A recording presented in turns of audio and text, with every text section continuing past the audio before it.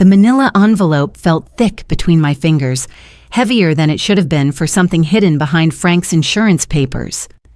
I had been sitting in our bedroom for 3 hours that Tuesday morning, surrounded by 42 years of a marriage I thought I knew, sorting through documents that smelled like his aftershave and the cedar chest where he kept everything important. The funeral flowers downstairs had already started wilting, their sweet scent mixing with the coffee I couldn't bring myself to drink. When I pulled out the deed, my hand started shaking before my mind could catch up. Before we continue, hit subscribe and let me know in the comments where you're watching from. 180 acres in Adel, Iowa. Frank Miller, sole owner. Purchase date, March 15th, 2008.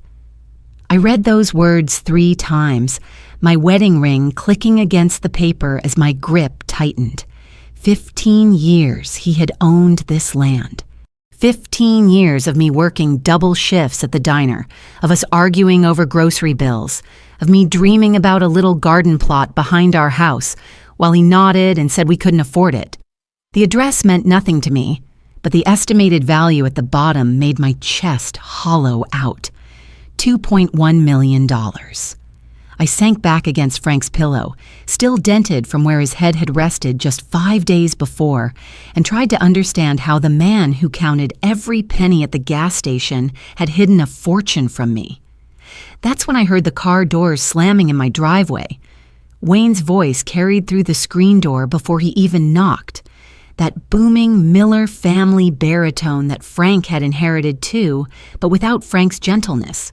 "Dorothy, we need to talk about family business." Dale's boots scraped against my welcome mat, the one Frank had bought me last Christmas with the sunflowers painted on it. They pushed past me into my living room like they owned it, Wayne's eyes scanning the space until they landed on the papers scattered across my coffee table. He was already reaching for the deed before I could move, his thick fingers closing around it while Dale positioned himself between me and the front door. "Now, Dorothy," Wayne said, his voice taking on that fake softness people use when they think you're fragile. "Frank promised this farm to the family years ago. You know he wouldn't want it going to outsiders."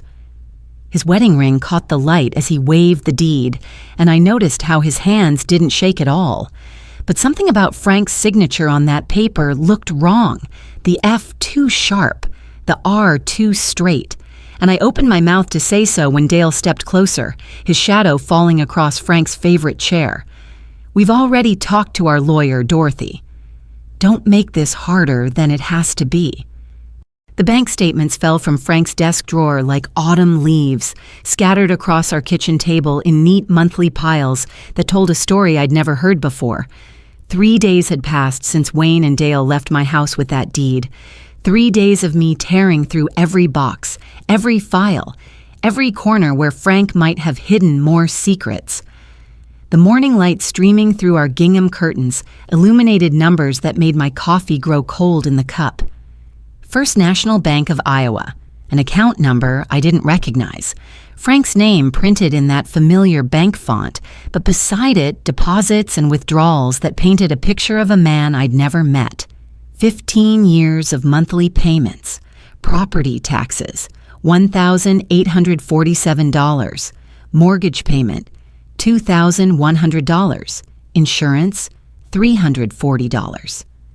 Every month, like clockwork, while I worked morning shifts at Morrison's Diner and evening shifts, stocking shelves at Walmart, counting every dollar twice before I spent it. My fingers traced the deposit dates, and my chest started burning with a familiar ache. March 2008, the same month he bought the farm, Frank had opened this account with $50,000. Where had $50,000 come from when we couldn't afford to fix our leaky roof? I remembered that spring, remembered him saying we needed to tighten our belts, that his construction work was slowing down. I remembered giving up my pottery classes, the ones that made my hands feel useful in ways that went beyond scrubbing other people's dishes. The phone rang, sharp and sudden, cutting through the silence like a blade. I let it ring 3 times before I found the strength to answer. "Mrs. Miller?" "This is Richard Kellerman from Kellerman, Walsh and Associates." His voice carried that smooth confidence lawyers wear like expensive cologne. "I represent Wayne and Dale Miller in the matter of the Adele property. I trust you've had time to consider their generous offer." Generous offer. The words tasted bitter. "They didn't make me an offer, Mr. Kellerman. They took my husband's deed right out of my hands." Now, Mrs. Miller, let's not dramatize. My clients have documentation proving Mr. Frank Miller entered into verbal agreements regarding the transfer of the farm property. As his surviving spouse, you have no legal standing to dispute family arrangements made through established channels. I gripped the phone tighter, my wedding ring cutting into my finger. "What family channels?" Frank never mentioned. "I'll be serving you with papers tomorrow morning, Mrs. Miller. I suggest you retain counsel. This doesn't have to become unpleasant." The line went dead, leaving me staring at Frank's secret bank statements while the kitchen clock ticked away seconds of a life I thought I understood. That afternoon, I drove the 43 miles to Adele with Frank's spare keys jingling in my purse and my heart hammering against my ribs. The GPS led me down gravel roads I'd never traveled, past cornfields that stretched toward a horizon Frank had seen but never shared with me. When I finally turned into the long driveway, my breath caught in my throat. The farmhouse stood 2 stories tall, white clapboard siding gleaming in the afternoon sun, with a wraparound porch that looked like something from a magazine. Red barn, chicken coop, a garden plot already tilled and ready for spring planting, exactly the size I'd always dreamed of having. Frank had built our dream home, and he'd built it without me. I walked through the empty rooms with my footsteps echoing off hardwood floors that still smelled like fresh polish. The kitchen had a window over the sink that looked out over rolling fields, and I could picture myself standing there in the mornings, watching the sun come up over land that belonged to us. To me, now. The living room had a stone fireplace with a mantel where our wedding photo would have looked perfect if Frank had ever planned to bring me here. That's when I found the keys to the barn hanging on a hook by the back door, and something in me needed to see every corner of this secret life Frank had built. The barn doors opened with a groan that spoke of good maintenance, and inside, the sweet smell of hay mixed with motor oil and something else, leather and paper and time. Farm equipment lined the walls, tractors and plows that looked well used but carefully maintained. Frank had been working this land, living part of his life here, while I balanced our checkbook at our kitchen table and wondered if we could afford new tires for the truck. I was reaching for the light switch when I saw them. 3 leather-bound journals sitting on a workbench, their covers worn smooth by Frank's hands. My hands trembled as I opened the first one, dated March 2008, the month everything started. Frank's handwriting, careful and deliberate, filled the pages with entries I'd never seen him write. March 20th, signed the papers today. Dorothy would love the morning light in that kitchen. Can't wait to see her face when I finally... The sound of engines made me freeze, my blood turning to ice water in my veins. 2 trucks were coming up the driveway, their diesel rumble growing louder as they approached the barn. I clutched Frank's journal to my chest and looked around desperately for somewhere to hide. The hayloft. If I could make it to the ladder without being seen. I climbed as quietly as I could, my knees shaking, and pressed myself flat against the wooden floor as the vehicle stopped outside. Through a gap in the boards, I watched Wayne and Dale climb out of their trucks, followed by a man in a suit carrying surveying equipment and a clipboard that caught the late afternoon light. "Start with the South 40, Wayne's voice carried clearly in the still air. "The developer wants to know about drainage and septic possibilities for the housing development." Housing development. My chest clenched so tight I couldn't breathe. "What about the old lady?" the surveyor asked, adjusting his equipment. Dale spat into the dirt near the barn door. "Kellerman's handling her. She'll sign over her rights when she realizes she can't afford to fight us." He kicked at a clump of grass with the toe of his boot. "Frank should have just deeded it to us years ago instead of playing games." "Thought you said he promised it to you." Wayne laughed, the sound sharp and ugly. Frank was always too sentimental, kept talking about surprising Dorothy, about their retirement. We knew he'd come around eventually. They walked toward the fields, their voices fading as they discussed property lines and profit margins, while I lay hidden in the hayloft clutching Frank's journal so tightly, the leather edges cut into my palms. Below me, 3 more journals sat on that workbench, holding 15 years of Frank's thoughts, 15 years of plans he'd made for us, for me, for a future that Wayne and Dale intended to pave over with houses. I waited until their trucks disappeared down the driveway before I climbed down, my legs weak and my heart pounding so hard I could feel it in my throat. I grabbed all 3 remaining journals, stuffing them into my purse along with the first one, when I heard something that made my blood run cold. Another engine coming fast up the driveway, and this time I recognized the sound of Wayne's truck returning. I crouched behind my truck in the barn's shadow, my heart hammering so hard I was sure Wayne could hear it from 50 yards away. His engine idled rough, the way it always had since he was too cheap to fix the timing belt, and I pressed myself against the cold metal while gravel crunched under his boots as he walked around the property. 20 minutes felt like 20 hours before he finally drove away, and I waited another 10 before I dared to breathe normally again. Back home, I spread Frank's journals across our dining room table like sacred texts, my reading glasses catching the light from the same lamp where Frank used to pay our bills every month. The leather covers were soft with age and wear, each one filled with his careful handwriting that I'd seen on shopping lists and anniversary cards for 4 decades. But these words were different. These words were meant for me, even though I was reading them too late. March 20th, 2008, the first entry began. Signed the papers today. Dorothy would love the morning light in that kitchen. Can't wait to see her face when I finally bring her home to stay. 2 more years until I turn 65, then I can surprise her on our 45th. She deserves better than this old house with its creaky floors and leaky pipes. She deserves a place where she can have that garden she's always talked about. My throat closed up tight. Our 45th anniversary had been just 6 months away when Frank died. I turned the page with trembling fingers. April 3rd. Wayne stopped by the site again today, asked how much I'd take for the land, told him it wasn't for sale. He got that look on his face, the same one he had when we were kids, and he wanted something that belonged to me. Some things never change. June 15th. Dale called 3 times this week about the farm, says I'm being selfish, keeping it in the family, but not sharing it. Doesn't understand I am sharing it. With my wife. Dorothy's worked herself to the bone for 40 years. If anyone deserves to sit on a porch and watch the sunset over her own land, it's her. Page after page, Frank had documented not just his love for me, but his growing frustration with his brothers. My coffee grew cold as I read about Wayne showing up uninvited, walking the property lines like he owned them, about Dale calling with business propositions that always involved selling the farm to developers for quick cash, about both of them treating Frank like he was holding something that belonged to them instead of building something that belonged to us. September 12th, 2010. Found tire tracks by the barn this morning. Looks like someone was here over the weekend.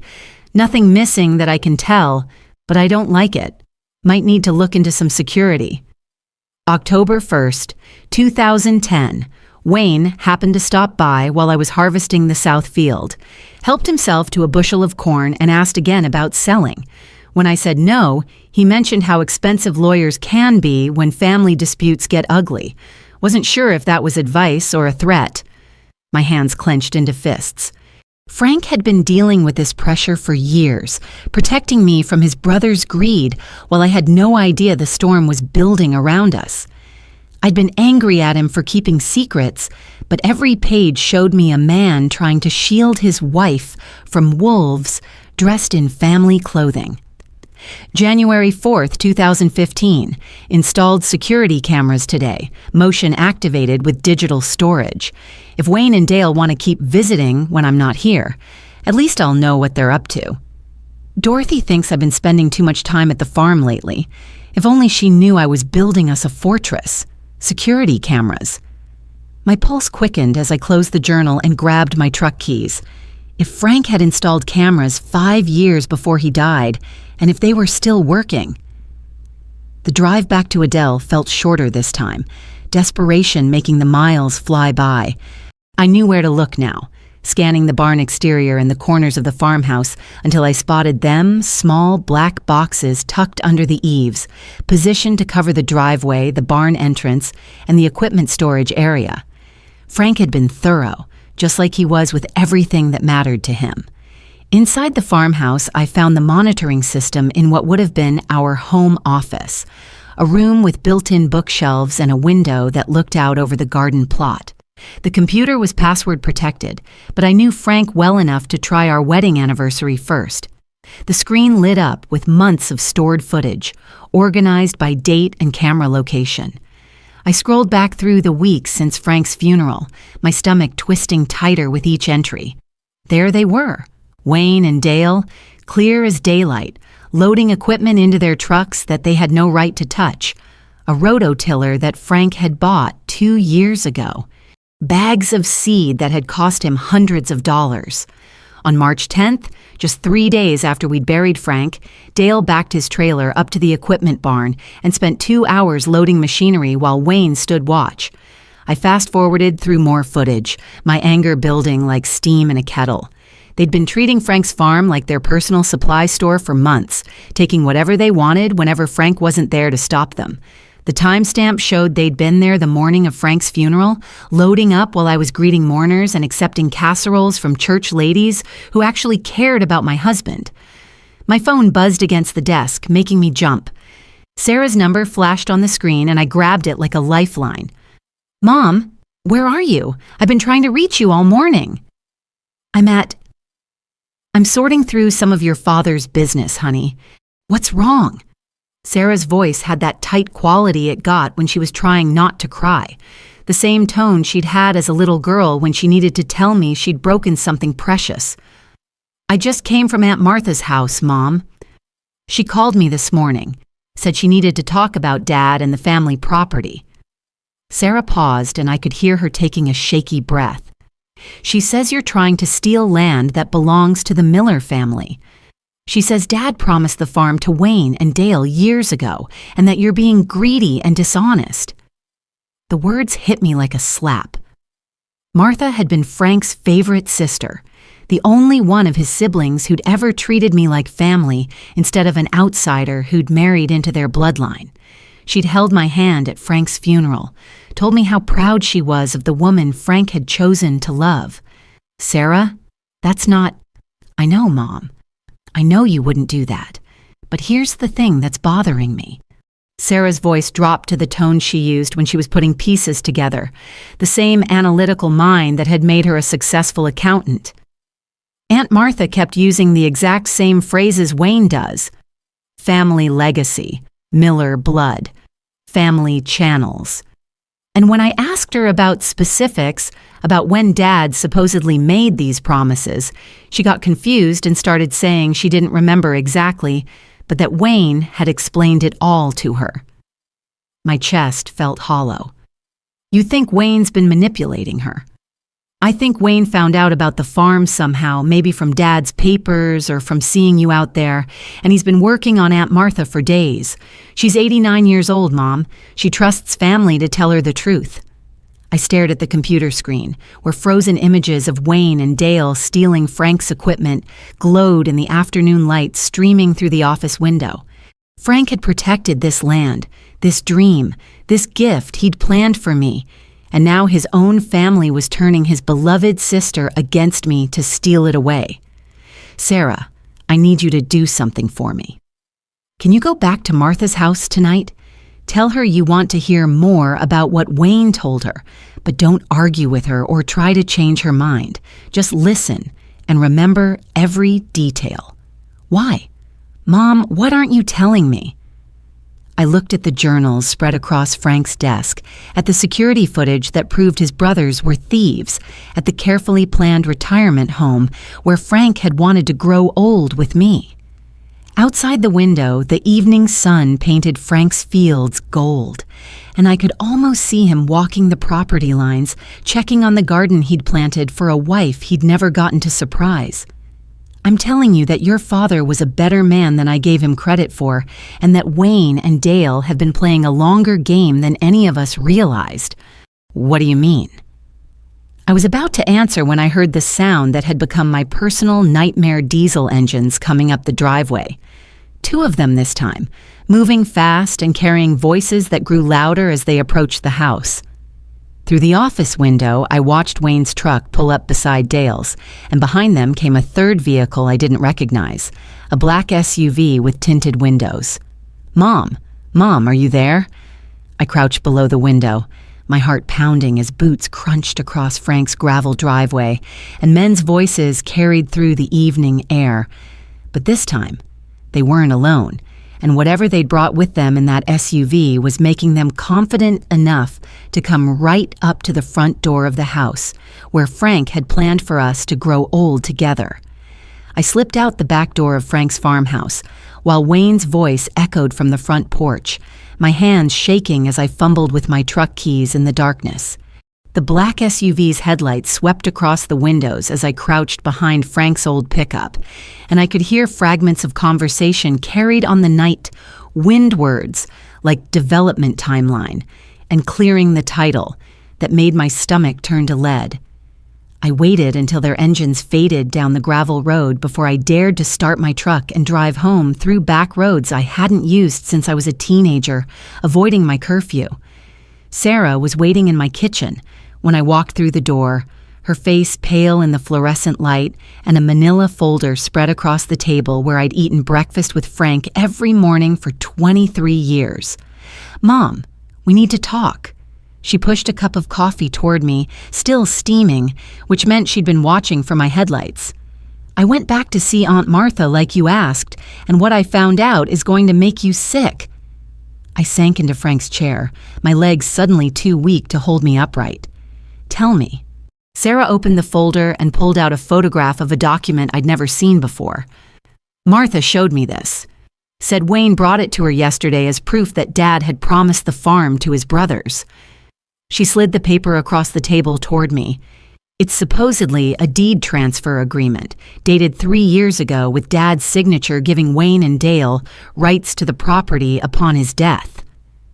The document looked official enough, all legal language and official seals, but something about Frank's signature made my chest tighten.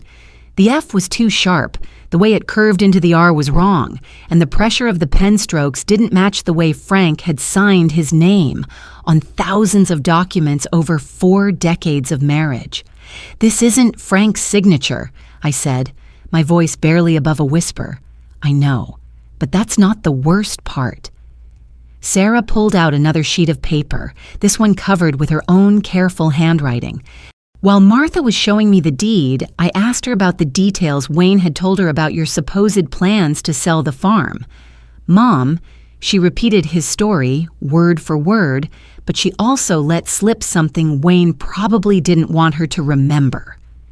Sarah's finger traced down her notes. "Wayne told Martha you were planning to sell the farm to outside developers who would destroy the Miller family legacy. But when Martha got confused about the timeline, she mentioned that Wayne had already been talking to developers himself. She said he'd shown her photographs of the housing development they were planning, told her how much money it would bring to the family." My hands clenched around the coffee cup, the heat searing through the ceramic. "He's been planning this all along." "There's more." Sarah flipped to another page. "I did some digging after I left Martha's house. Wayne and Dale Miller signed preliminary agreements with Heartland Development Corporation 2 weeks ago. The sale price is $3.2 million, Mom. They've already divided up the money in their heads. $3.2 million.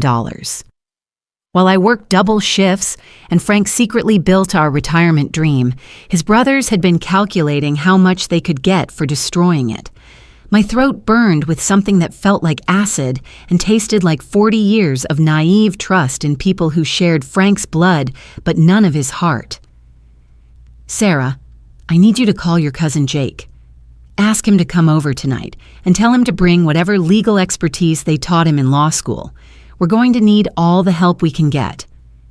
Jake arrived an hour later, still wearing his suit from his job at the public defender's office, his briefcase in one hand and a look on his face that reminded me painfully of Frank when he was solving a problem. At 26, Jake had inherited his grandfather's steady hands and careful mind, plus a law degree that was about to prove more valuable than the farm Wayne and Dale were trying to steal. "Grandma, show me everything," he said, settling into the chair across from me and opening his briefcase with the same methodical care Frank used when he was organizing his tools. I spread out Frank's journals, the security camera footage I'd printed, the forged deed Martha had shown Sarah, and the bank statements that proved 15 years of Frank's secret payments. Jake studied each piece like he was preparing for trial, making notes in the margins and asking questions that cut straight to the heart of the matter. "This deed Martha showed you is definitely forged," he said after 20 minutes of examination. "Look here, the paper stock is wrong for a document supposedly created 3 years ago. This is recent paper, probably bought within the last month. And this notary stamp." He pulled out his phone and started typing. "The stamp shows Rebecca Martinez as the notary, but according to the state licensing board, Rebecca Martinez's notary license expired 4 years ago, and she moved to Arizona in 2019. Jake looked up from his phone, his eyes bright with the kind of focused intensity that made me understand why his law school professors had recommended him for honors. Grandma, Wayne, and Dale didn't just forge Grandpa's signature. They created an entire fictional document. This is criminal fraud, not a civil property dispute. Relief flooded through me like warm honey, the first real hope I'd felt since Wayne grabbed that deed from my hands. Can we prove it? We can prove all of it. The forged deed, the theft captured on Grandpa's security cameras, the preliminary agreements they signed with the developers while claiming they wanted to preserve family property. Jake was already pulling forms from his briefcase, his pen moving across the pages with practiced efficiency. "I'm filing a police report tonight, and tomorrow morning I'm requesting a restraining order to keep them off the farm property. They've overplayed their hand, Grandma. Criminals always do." But as Jake worked and Sarah made copies of everything on our old scanner, my mind kept circling back to Martha, 89 years old, frail as tissue paper, trusting family to tell her the truth while they fed her lies designed to turn her against me. Frank had loved his sister more than anyone except me, and Wayne was using that love as a weapon. Jake. What happens to Martha when the truth comes out? When she realizes Wayne manipulated her into betraying Frank's widow? Jake's pen stopped moving. "I don't know, Grandma." The shock might kill her.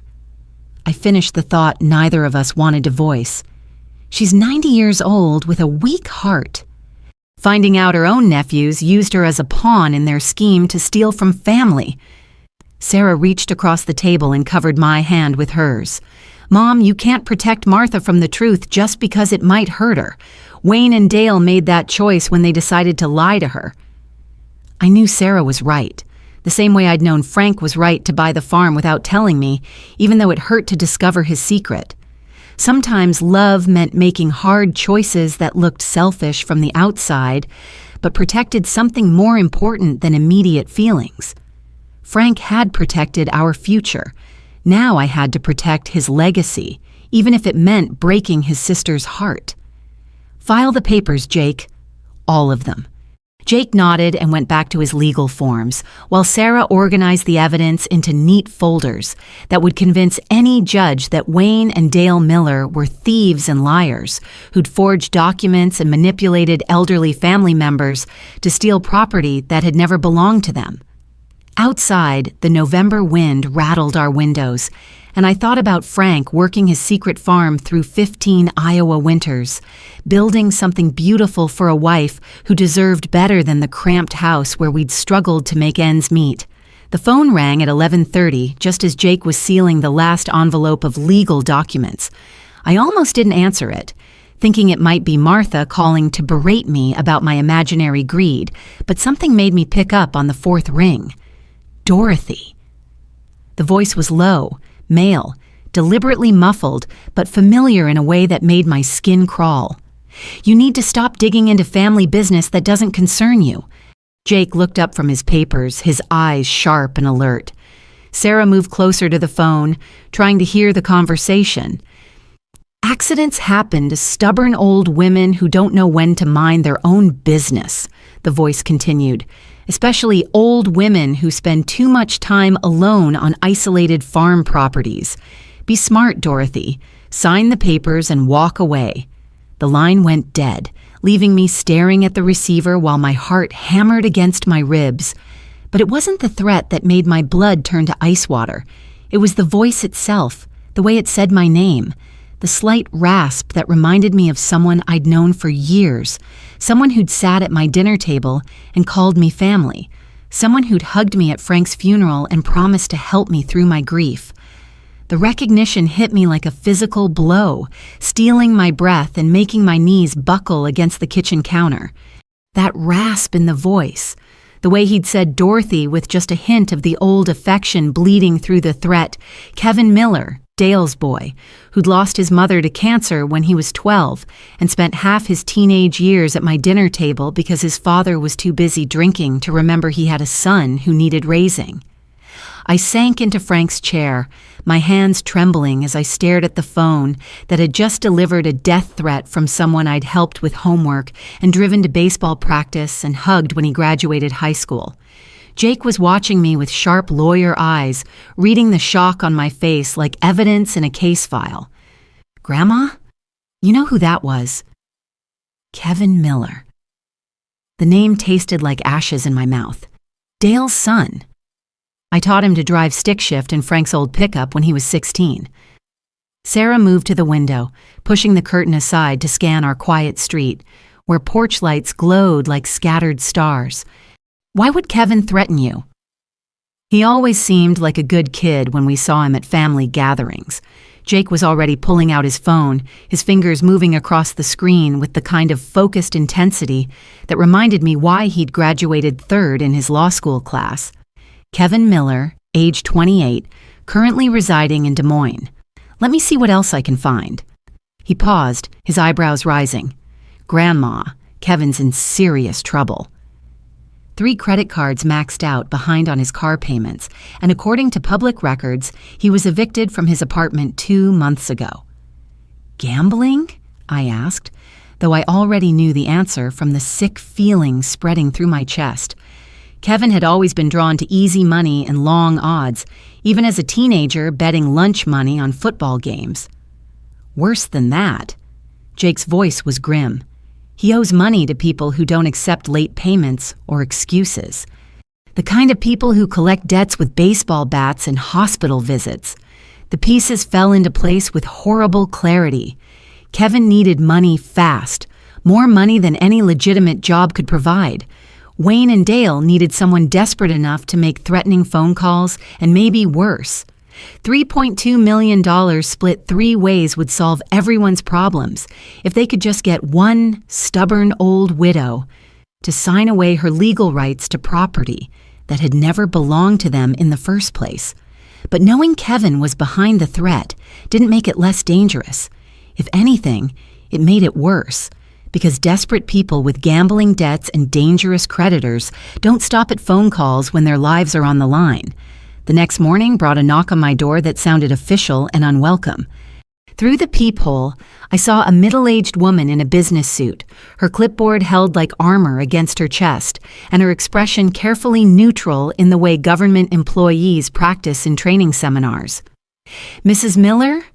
I'm Janet Crawford from Adult Protective Services. I need to speak with you about some concerns that have been brought to our attention. My heart sank like a stone thrown in deep water. I'd been expecting Wayne and Dale to escalate their campaign, but attacking my mental competency was lower than I'd thought even they would sink. I invited Janet Crawford into my living room, the same room where I'd served coffee to church ladies and birthday cake to grandchildren for 23 years. She sat on the edge of Frank's favorite armchair, her pen poised over forms that could decide whether I was fit to manage my own life. Mrs. Miller, we've received reports that you've been acting confused and erratic since your husband's death. Neighbors have expressed concern about your ability to make sound decisions regarding your financial affairs. Which neighbors? I asked, though I was fairly certain I knew the answer. I'm not able to reveal specific sources, but I can tell you that multiple individuals have reported concerning behavior. Janet Crawford consulted her clipboard with the kind of rehearsed efficiency that made me understand this wasn't her first rodent show. Apparently, you've been visiting property that doesn't belong to you, making false claims about ownership and becoming agitated when family members try to help you understand the legal situation. Multiple individuals. That was interesting phrasing for what I suspected was Wayne, Dale, and whatever lies they'd managed to purchase from people I'd considered friends. Ms. Crawford, I'd like you to meet my grandson, Jake Miller. He's an attorney, and I think he might be able to help clarify some of the confusion about my supposed incompetence. Jake appeared in the living room doorway like an answer to prayer, still wearing his courtroom suit and carrying a briefcase full of evidence that would make Janet Crawford's job much more complicated than she'd expected. Ms. Crawford, I represent Mrs. Dorothy Miller in several ongoing legal matters. Jake's voice carried the kind of quiet authority they teach in law school, the tone that says, I know exactly what you're trying to do, and I have the education to stop you. Before you continue this evaluation, I think you should be aware that the individuals who filed these complaints are currently under investigation for criminal fraud, forgery, and elder abuse. Janet Crawford's pen stopped moving. I'm sorry?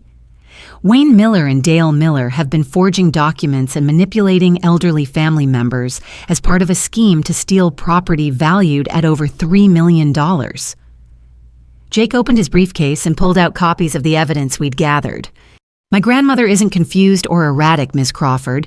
She's the victim of a criminal conspiracy, and the people who reported her to your agency are trying to use the state of Iowa to complete their theft.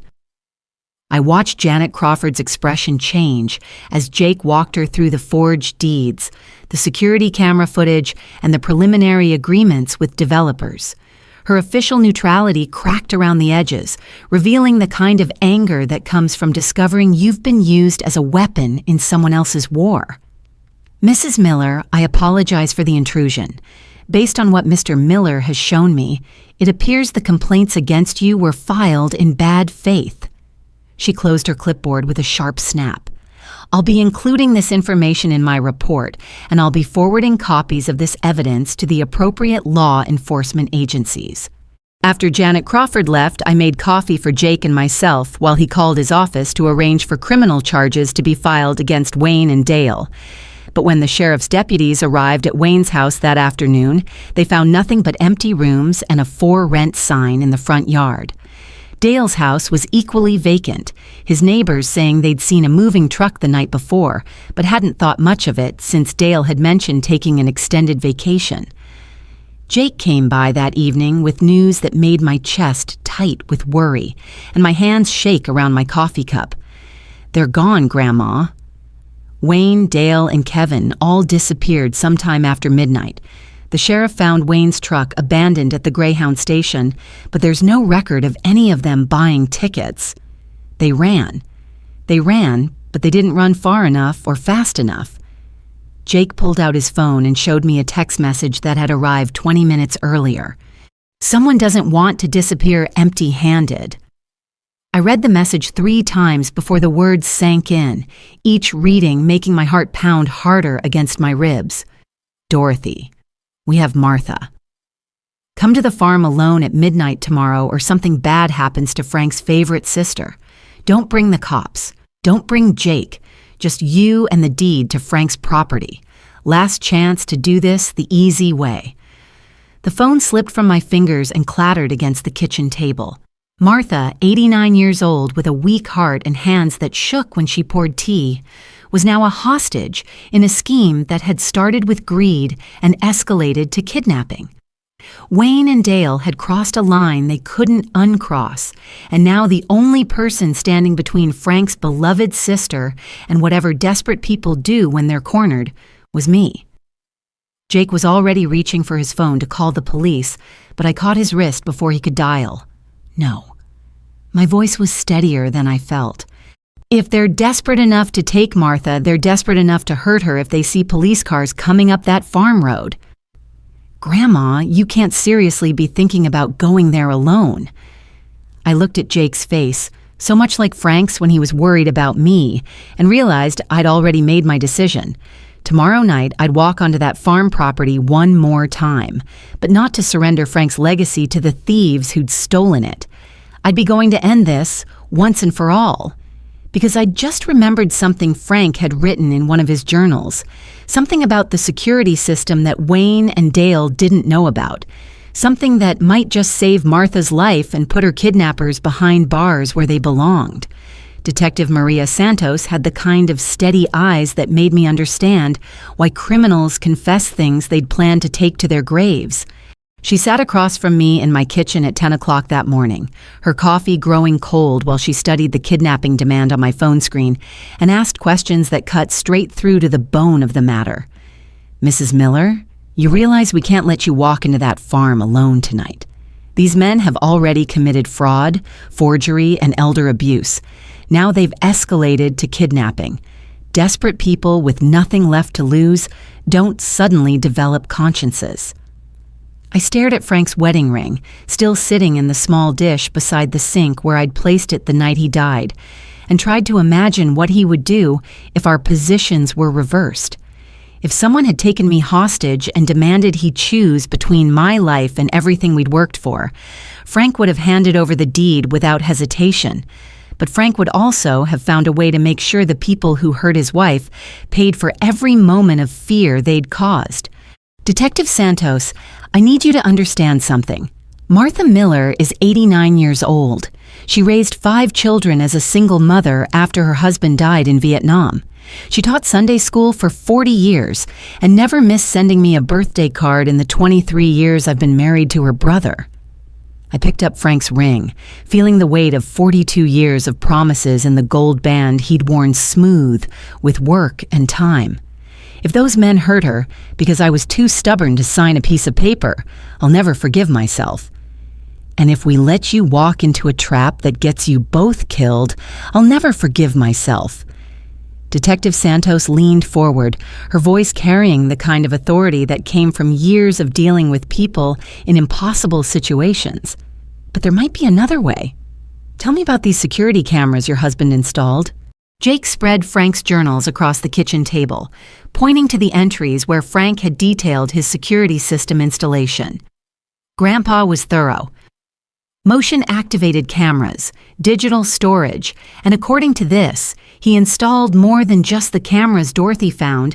There are audio recording devices hidden throughout the property, all connected to a central system in the farmhouse basement. Remote access? Detective Santos asked, her pen moving across her notepad. Full remote access through his laptop, which Dorothy has at home. Jake looked at me with the kind of expression that meant he was about to ask me to do something that scared him. Grandma, if we can get you inside that house with a wire, and if we can access Grandpa's surveillance system remotely, we might be able to get the evidence we need while keeping both you and Martha safe. 3 hours later, I was driving toward Adele with a wire taped to my chest and a prayer on my lips, while Detective Santos and her team positioned themselves in the cornfields surrounding Frank's property. The digital recorder pressed against my ribs felt like ice, but not as cold as the thought of Martha spending another hour afraid and confused, wondering why her family had abandoned her to criminals wearing familiar faces. The farm looked different at midnight. Shadows stretching across the yard like fingers reaching for something they'd never touch. Wayne's truck sat beside the barn, and light glowed in the farmhouse kitchen window. The same window where Frank had planned for me to watch sunrises and drink coffee and grow old in peace. I clutched the forged deed transfer in my left hand, the document Jake had created to look official enough to fool desperate men, while my right hand stayed steady on my truck's steering wheel. Wayne met me at the front door, his face haggard in the porch light and his eyes moving constantly like a man who expected trouble to emerge from every shadow. He'd lost weight in the days since he'd disappeared, and his hands shook slightly as he gestured for me to come inside. Fear looked different on Wayne Miller than it had on his victims, sharper around the edges and mixed with the kind of anger that comes from realizing you're not as smart as you thought you were. Dorothy. You came alone. I came alone. I held up the deed transfer, letting him see his victory written in official legal language. Where's Martha? She's safe. For now.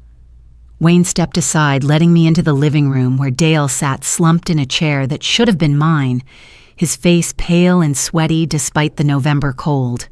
Kevin stood by the fireplace, his back to me, his shoulders rigid with the kind of tension that comes from being caught between family loyalty and self-preservation. Kevin. I said his name like a mother calling a child who'd wandered too far from safety, and he turned toward me with eyes that looked much older than 28. Your mother would be ashamed. Don't. His voice cracked on the word. Don't talk about my mother. She died believing you were a good man. She made me promise to look after you if anything ever happened to your father. I took a step closer, watching his face crumble around the edges. This isn't who she raised you to be. Enough. Wayne grabbed my arm, his fingers digging into flesh through my coat sleeve. You want to see Martha? Sign the papers first. That's when I heard her voice from the back bedroom, thin and shaky but unmistakably alive. Dorothy? Is that you, honey? Relief flooded through me like warm water, but I kept my expression neutral as Wayne pushed the deed toward me across the coffee table where Frank had planned to put photo albums of our retirement years.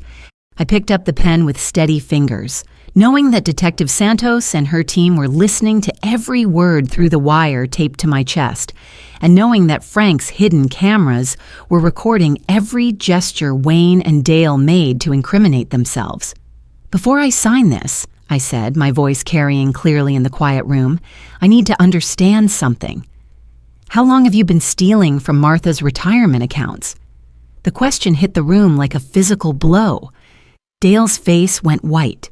Wayne's grip on my arm tightened, and Kevin turned toward his father and uncle with an expression that looked like pieces of a puzzle finally falling into place. What are you talking about? Wayne's voice was too sharp, too quick. I'm talking about the power of attorney you convinced Martha to sign 3 months ago. The one you've been using to transfer money from her savings account to pay for your gambling debts and your development scheme. I looked directly at Kevin, whose hand was moving slowly toward his jacket pocket. I'm talking about the $37,000 you've stolen from an 89-year-old woman who trusted you to take care of her affairs. Kevin's hand emerged from his pocket holding a small digital recorder, and his voice was steady for the first time since I'd entered the house. Tell her about the rest of it, Dad. Tell her about the loan you took out against Martha's house. Dale's mouth opened and closed like a fish drowning in air. Kevin, what are you doing? I'm saving my own life. Kevin held up the recorder, his thumb hovering over the stop button. You think I'm going to prison for the rest of my life to cover up your crimes? You think I'm going to let those people I owe money to kill me because you're too greedy to stop stealing from family? Wayne lunged toward Kevin, his face twisted with rage, but he never made it across the room. Detective Santos came through the front door with 3 other officers, their weapons drawn and their voices sharp with authority as they ordered everyone to the ground. Through the kitchen window, I could see more police officers surrounding the property, and I realized that Frank's final gift to me wasn't just the farm. It was the knowledge that some battles are won not by surrender, but by planning, patience, and refusing to let evil people destroy what good people have built. As Wayne and Dale were handcuffed and read their rights, I rushed to the back bedroom where Martha sat in a chair beside the window, confused and frightened, but unharmed. She looked up at me with eyes that were clearer than they'd been in months, and her first words made my chest tight with love and grief. Dorothy, I'm so sorry. They told me you were trying to steal Frank's property, but I should have known better. You're not a thief. You're family. I knelt beside her chair and took her hands in mine, feeling the paper-thin skin and bird-bone fingers of a woman who'd survived 90 years of joy and sorrow and betrayal by people who should have protected her. Martha, none of this is your fault. Wayne and Dale lied to both of us. Later, after Martha had been checked by paramedics and taken to stay with Sarah for the night, after Wayne and Dale had been loaded into police cars with charges that would keep them in prison for years, after Kevin had been taken into protective custody in exchange for his recorded evidence of his family's crimes, I found myself standing alone in Frank's dream house, surrounded by the silence of justice finally served. Detective Santos found me in the kitchen, staring out the window at fields that belonged to me now, really and truly mine, free from the threats and lies and greed that had tried to steal them away. Mrs. Miller, we found something else you should know about. When we searched Wayne's truck, we discovered documents showing they've been forging your husband's signature on loan applications and property transfers for at least 3 years. The total amount of fraud exceeds $400,000. $400,000. While I'd worked double shifts and Frank had counted every penny twice, his brothers had been stealing from us with forged signatures and fraudulent loans. The depth of their betrayal made my head spin, but it also made me understand why Frank had been so secretive about his financial planning. He'd known his brothers were criminals, and he'd been protecting our future from their greed. There's something else. Detective Santos handed me a small evidence bag containing something that made my breath catch in my throat. We found this taped to the underside of your husband's desk drawer. Looks like he was expecting trouble. Inside the bag was Frank's wedding ring, the one he'd worn for 42 years until the day he died. But this wasn't the ring I'd placed beside my kitchen sink. This ring had been modified, hollowed out, and inside the band was a small brass key that caught the light like a secret, finally ready to be revealed. Mrs. Miller, do you know what this key opens? I held the evidence bag up to the light, studying the key that Frank had hidden from everyone, including me, and felt the last piece of his grand design click into place. Frank hadn't just bought me a farm, he'd been planning something bigger, something that would ensure I'd never have to worry about money or security or family members who confused blood relation with automatic inheritance. The key was small and brass, the kind that opened safety deposit boxes at banks where secrets were stored and revelations waited for the right moment to change everything. And tomorrow, I would finally discover what Frank Miller's final surprise had been. The brass key felt warm between my fingers as I sat in the parking lot of First National Bank the next morning, staring at the building where Frank had conducted financial business I'd never known about for 15 years. Jake sat beside me in the passenger seat, his briefcase full of documentation proving my identity and my right to access whatever Frank had hidden in box number 247. The morning sun reflected off the bank's glass doors like a promise, and I found myself thinking about all the secrets that were about to stop being secrets. Grandma, are you ready for this? I thought about Frank working construction jobs in all kinds of weather, coming home with dirt under his fingernails and concrete dust in his hair, never complaining about the backaches or the early mornings, or the way his hands got so rough they caught on my nightgowns when he held me. All those years, he'd been building something bigger than the houses he framed and the foundations he poured. He'd been building security for a woman who deserved better than worrying about grocery money and leaky roofs. I'm ready.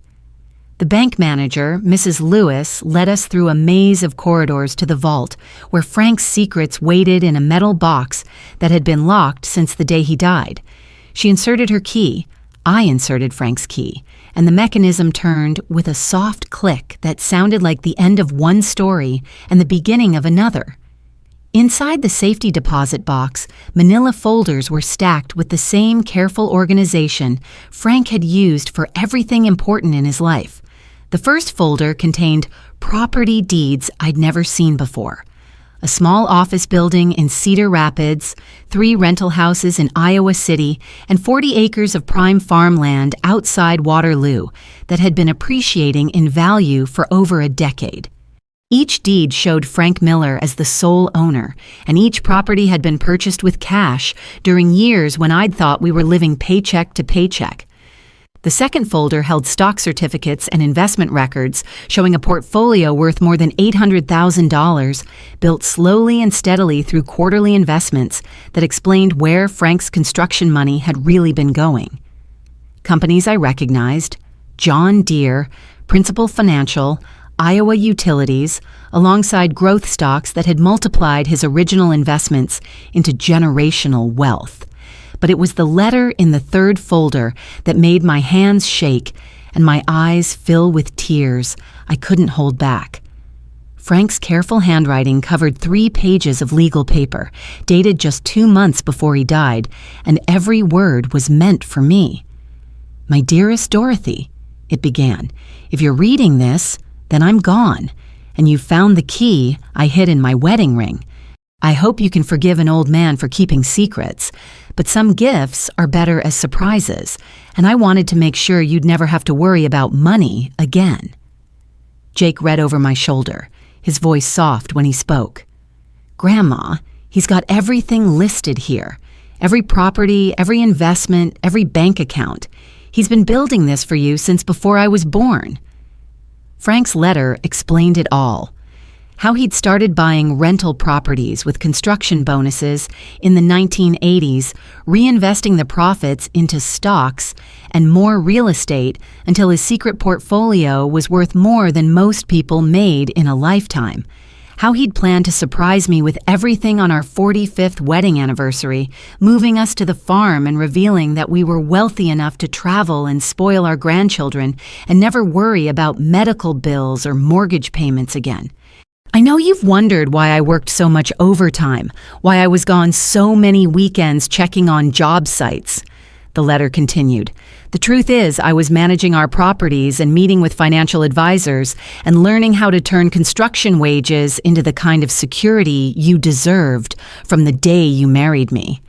I wanted to give you a life where you could finally rest after all those years of working 2 jobs to keep us afloat." The final page was dated just a week before Frank's heart attack, and his handwriting looked shakier, like he'd known his time was running short.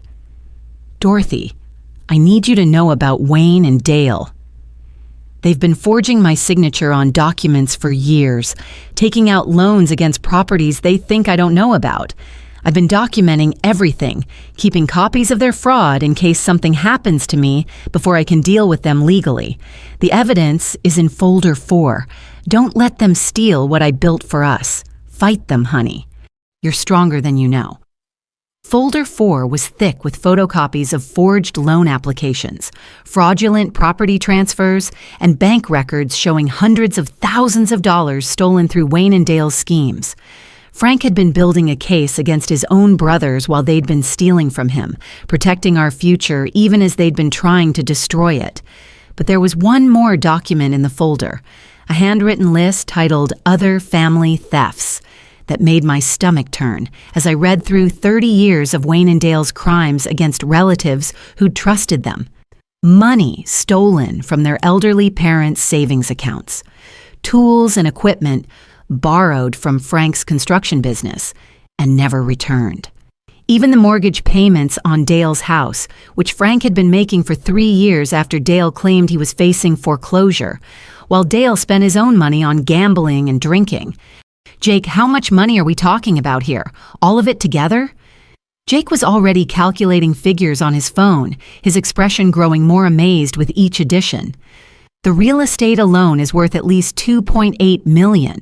The stocks and investments add another $800,000, plus the cash accounts Frank maintained and the rental income that's been building up since he died."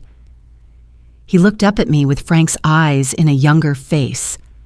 "Grandma, you're worth nearly $4 million. $4 million. While I'd been worried about affording new tires for the truck, Frank had been quietly building an empire that would ensure our family's security for generations. The weight of his love and sacrifice settled over me like a warm blanket, and I finally understood why he'd kept secrets. Some gifts are too precious to risk losing to people who confuse family relationship with automatic entitlement. The criminal trials took 8 months, but justice moved with the kind of steady determination that Frank would have admired.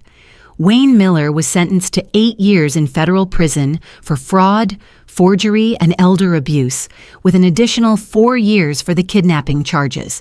Dale received 7 years, reduced slightly because he cooperated with prosecutors in recovering some of the stolen money. Kevin got 18 months in minimum security prison and 5 years probation in exchange for his testimony and recorded evidence that sealed his father and uncle's convictions. But their legal punishments were just the beginning of their consequences. Wayne's wife, Linda, filed for divorce 2 weeks after his arrest, claiming half of his remaining assets before disappearing to live with her sister in Arizona. Dale's wife, Nancy, followed suit, taking their house and his pickup truck and telling the newspaper reporter who interviewed her that she was tired of being married to a criminal who preyed on elderly family members. Martha, bless her heart, recovered from her ordeal with the kind of resilience that comes from surviving 90 years of life's surprises. But she never spoke to Wayne or Dale again, even when they wrote letters from prison asking for forgiveness. She changed her will to exclude both brothers entirely, leaving their portions of her estate to a scholarship fund for students studying social work and elder care advocacy. The civil judgments were almost as satisfying as the criminal sentences. Wayne and Dale were ordered to pay me $850,000 in restitution and damages, money that came from the forced sale of their houses, vehicles, and every asset they'd acquired through their years of theft and fraud. Kevin had to forfeit his car and the motorcycle he'd bought with gambling winnings, though I arranged for some of his debt to be paid off as part of his plea agreement. Even criminals deserve a chance at redemption, especially young criminals who'd been raised by fathers who taught them that family money belonged to whoever was smart enough to steal it. But watching Frank's brothers lose everything they'd worked to steal wasn't the most satisfying part of justice, finally being served. The most satisfying part was using Frank's legacy to make sure other families wouldn't go through what we'd endured. I established the Frank Miller Foundation 6 months after the trials ended, using a portion of Frank's estate to create a resource center for elderly people dealing with financial abuse from family members. We hired counselors and attorneys and financial advisors who specialized in helping seniors protect themselves from relatives who saw inheritance as something to be taken rather than earned. Our first office opened in Des Moines, and within a year we were helping more than 300 families across Iowa deal with the kind of betrayal that had nearly destroyed Frank's dreams for our future. The farm became exactly what Frank had envisioned, but better than he'd probably imagined. I moved into the house he'd built for our retirement, waking up every morning to watch the sunrise over fields that belonged to me, really and truly mine. The kitchen window where I drank my coffee looked out over the garden plot where I finally grew the vegetables I'd dreamed about for 20 years, and the wraparound porch was perfect for watching my grandchildren learn to drive stick shift in Frank's old pickup truck. I converted the South 40 acres into a community garden where families from Cedar Rapids and Des Moines could rent plots for growing their own food, and where I taught Jake's children and Sarah's kids about the difference between plants that grow from seeds and the kind of legacy that grows from love, patience, and refusing to let evil people destroy what good people build. On quiet evenings, when the work was done and the grandchildren had gone home to their parents, I sat on Frank's porch with his journals in my lap and finally understood the greatest gift he'd left me. It wasn't the money, though financial security was a blessing I'd never take for granted. It wasn't even the farm, though waking up in the house Frank had planned for us felt like living inside a love letter he'd written with lumber and nails and 15 years of secret Saturday afternoons. Frank's greatest gift was the lesson he'd taught me about what real love looks like when it's tested by people who mistake kindness for weakness and family connection for unlimited access to other people's dreams. Sometimes love means keeping secrets until the right time to reveal them. Sometimes it means working extra hours and missing television shows and letting your wife think you're just a construction worker who's careful with money, when actually you're an architect, building a fortress around the future you want to give the woman who deserves everything. And sometimes love means teaching the person you're protecting that they're stronger than they know, stronger than the people who try to steal from them, and strong enough to fight for what's right even when the enemies are wearing familiar faces and using family guilt as a weapon. As I write this, Wayne and Dale Miller are spending their 3rd year in federal prison, learning what happens to people who prey on elderly family members. Kevin is working at a nonprofit organization that helps people with gambling addictions, trying to make amends for the pain he caused. Martha is still going strong at 92, volunteering at the Frank Miller Foundation and telling everyone who'll listen that her brother married the best woman in Iowa. And I'm sitting on the porch of the dream house that Frank Miller built for a girl he met at a church social in 1982, watching the sunset paint his fields gold and knowing that true love sometimes requires silent sacrifice, but always rewards patient faith with gifts too precious to steal and too powerful to destroy.